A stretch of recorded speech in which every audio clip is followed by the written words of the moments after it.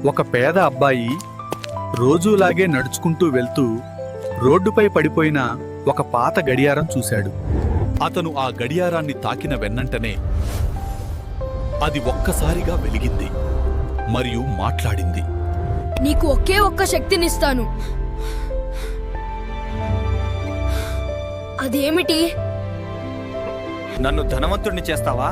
లేదు, కానీ నీ భవిష్యత్తు చూపగలను.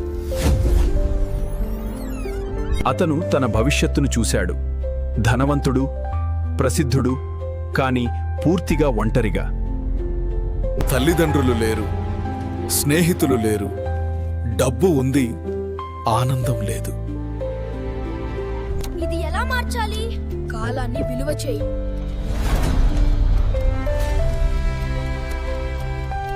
సంవత్సరాల తర్వాత ఒక మధ్యవయస్కుడైన తూర్పు ఆసియా పురుషుడు విజయవంతుడయ్యాడు. కారణం భవిష్యత్తు కాదు, వర్తమానం.